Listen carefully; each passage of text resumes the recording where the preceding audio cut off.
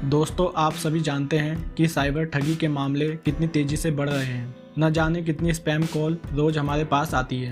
इसलिए सरकार ने सिम कार्ड को लेकर सख्त नियम बनाए हैं जो 1 जनवरी से लागू कर दिए गए हैं, ताकि लोगों के साथ होने वाले फ्रॉड में कमी आए और फ्रॉड करने वाले को आसानी से पकड़ा जा सके।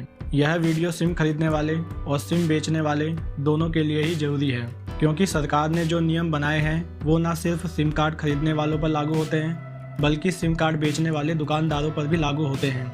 आइए जानते हैं इन नियमों के बारे में, और साथ ही इस वीडियो में हम ई सिम के बारे में भी जानेंगे, जो कि एयरटेल, जियो, वोडा, आइडिया कंपनी द्वारा लाया जा रहा है। क्योंकि ई सिम का कॉन्सेप्ट अभी के सिम कार्ड से बिल्कुल अलग है।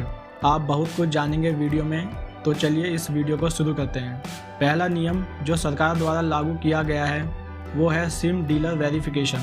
इस नियम के अनुसार जो भी दुकानदार सिम बेचेगा उसे पहले खुद से सिम खरीदने वाले को वेरीफाई करना होगा, और साथ ही जो टेलीकॉम ऑपरेटर जैसे वोडाफोन, आइडिया, जियो, एयरटेल, उस टेलीकॉम ऑपरेटर को भी सिम खरीदने वाले का पुलिस वेरिफिकेशन करवाना होगा। और अगर पुलिस वेरिफिकेशन में टेलीकॉम ऑपरेटर का कोई फेलियर सामने आता है तो उस पर 10 लाख रुपए तक का जुर्माना लगाया जाएगा।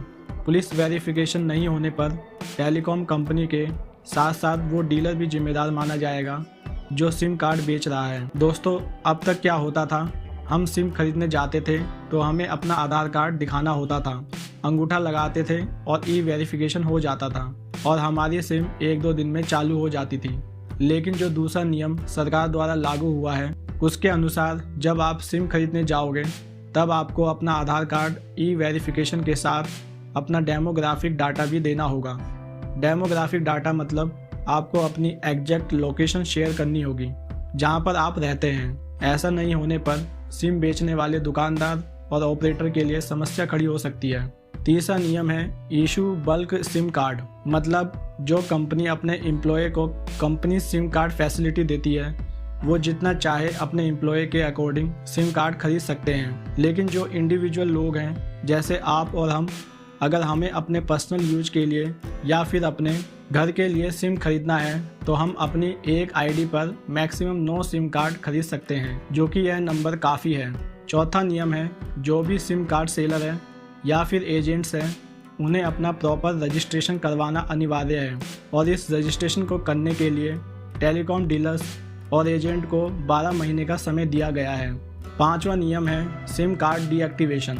सिम कार्ड डीएक्टिवेशन नियम के अनुसार अगर कोई सिम 90 दिनों तक इस्तेमाल में नहीं आती है, मतलब उस सिम में ना मैसेज ना कॉल किया जा रहा है और ना ही कॉल आ रहा है, तो वह सिम 90 दिनों बाद उस आदमी के लिए बंद कर दी जाएगी और किसी और के खरीदने पर उसे बेच दी जाएगी। लेकिन दोस्तों, क्या आपने एक बात नोटिस करी कि ये जितने भी नियम हैं सभी दुकानदार और सिम कंपनियों के लिए सख्त किए गए हैं? क्योंकि आप खुद सोच कर देखिए कि जब भी किसी के साथ फ्रॉड होता है तो मोस्ट ऑफ द टाइम वो सिम फेक आईडी पर ली गई होती है, और वो ऐसी आईडी पर ली गई होती है जो अब इस दुनिया में नहीं है। लेकिन अब इस नियम के अनुसार सिम कार्ड डीलर्स या टेलीकॉम कंपनी को सभी बायर्स का पुलिस वेरिफिकेशन कराना जरूरी है। अगर वो ऐसा नहीं करते हैं तो उन पर पेनल्टी लगाई जाएगी, और अगर कोई फ्रॉड करेगा तो उसे जल्दी से जल्दी पकड़ा जा सकेगा। अब हम ई सिम के बारे में जानते हैं। ई सिम, जिसमें ई का मतलब एम्बेडेड होता है और सिम का मतलब सब्सक्राइबर आइडेंटिटी मॉड्यूल होता है। सिम एक्चुअली में एक आइडेंटिटी या फिर एक पहचान होती है उस नंबर को खरीदने वाले की।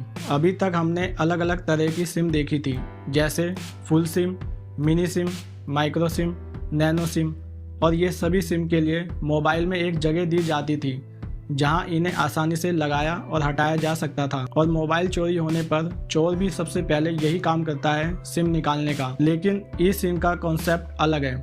ई सिम मतलब एम्बेडेड सिम। इसमें एम्बेडेड का मतलब ये है कि अंदर से जोड़ना।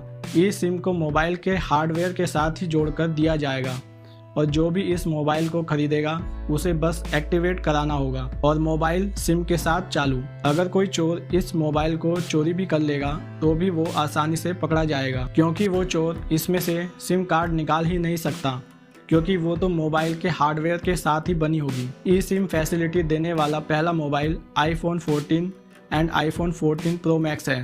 और ये फैसिलिटी अभी सिर्फ अमेरिका में दी गई है, लेकिन भारतीय टेलीकॉम कंपनियां इस पर काम कर रही हैं और आने वाले समय में ई सिम वाला मोबाइल हमारे देश में भी देखने को मिलेगा। दोस्तों, आज की वीडियो में बस इतना ही था।